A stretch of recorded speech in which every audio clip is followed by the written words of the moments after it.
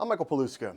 Ukraine is a country under siege. The horrific images of women and children killed during this Russian invasion is seared into the world's collective memory. But we wanted to know, what about the Ukrainian people? What is their spirit like, and what are they fighting for today? We're able to sit down in this special full circle report with 3 generations of Ukrainians that just got to the United States, plucked from the ravages of war to start a new life in suburban America. These are the faces of war. 14-year-old Roman. Hello, my name is Roman.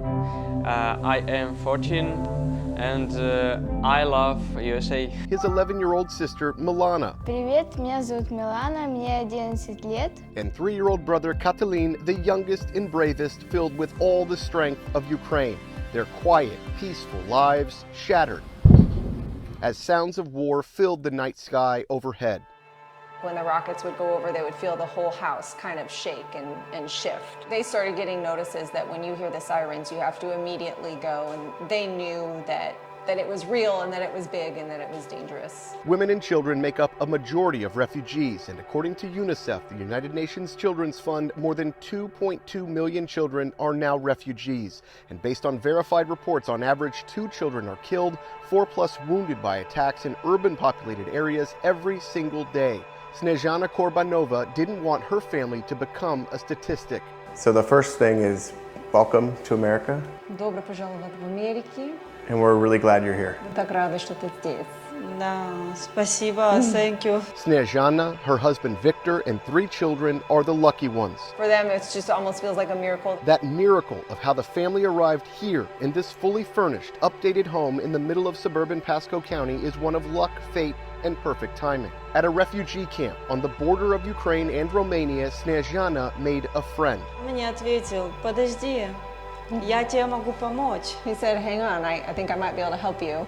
So he said, give me a picture of your family and who in your family you would like to go to America, and I'll see if I can find you a sponsor. That friend's mom had connections in America. And at first we were like, well, not us, we can't help 8 people. Kelly Stewart isn't just our translator. Along with her husband Lee, they sponsored the family's journey to America. And as part of the Uniting for Ukraine program, the Stewarts had to sign a declaration of financial support. But they are already a family of 7 and couldn't afford 8 more refugees. But then we talked with the pastor at our church and just felt like, well, why not us? See, these are people that need help. And so it was definitely overwhelming and daunting and scary, but our church really partnered with us. And so we just started fundraising to be able to really support 8 people. The fact that you're sponsoring this family means that they're going to have a new life in the United States that they may never have gotten if this war continues. Mm-hmm. Could you have sat idly by and said, you know what, I live there, they're great people, but we can't do this? Well, no. No, simply no. No, we couldn't. I mean, when this war started, I was ready to get on the next plane to Ukraine. And talking to them, you know, it does get emotional because you see it on their faces. And you know, they're very proud people and they love their country. And so it's just nice to be able to. And we just think, what if it were us? Yeah. I mean, you know, who's to say we won't be the next people with missiles pointed at our heads? And what would we want the world to do for us as well? And so it's just a matter of saying yes, even if it's scary. Yeah. During college, Kelly lived in Kyiv, studied Russian, and spent time traveling the countryside interviewing World War II veterans for her book, Like a River from Its Course. Her love of the people and culture changed her life forever. It was a mad dash of painting, cleaning, and fixing up a dilapidated home to make it cozy for the family. Kelly and teams of volunteers have been working around the clock to get this house ready for the family. A lot of people not just donating money to help them, but an invaluable resource, their time. And Kelly's also done something really interesting, trying to teach the family English. So refrigerator, and then the Russian equivalent, which is холодильник, which she just told me how to say, and then a bunch of other words I won't even attempt, but salt, pepper, pots, sink, and then the Russian equivalent so that they can try and learn basic English. Weeks of sweat equity from the community paid off.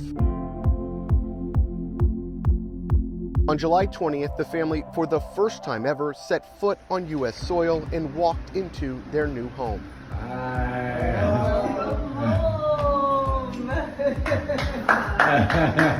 Реакція шок. Our reaction was shock. Exhausted, Snezhana's son, asleep in her arms, their long journey was finally over. For many years, they had talked about wanting to come to America, and then this was within a matter of days, they had what they needed.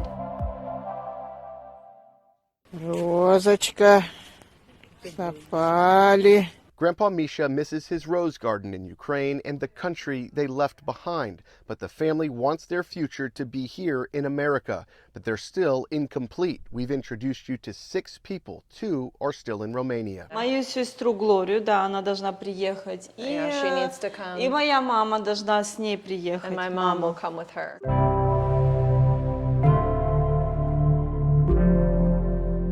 And 3 generations of her family now could become Americans. Слава Богу. Yeah, praise the Lord. Languages might divide us, but they can also unite us. Привет, меня зовут Рома, мне 14 лет, и я люблю Америку. Lee and Roman communicating through technology, and Kelly for our translations too. Even through war, they celebrate a new place, a new beginning, a new life. They want to stay, they want to assimilate into America, but of course they'll always be Ukrainian. When she becomes an American, we'll have to celebrate. He said when you become an American citizen, he'll buy your first bottle of champagne and we'll celebrate all together. Он сказал, что когда ты станешь американским гражданином, он купит твою первую бутылку шампанского. Круто. We love them. We love to be with them. We've spent almost every day with them since they got here. We are so grateful. In Pasco County with photojournalist Reed Moeller, Michael Paluska, ABC Action News.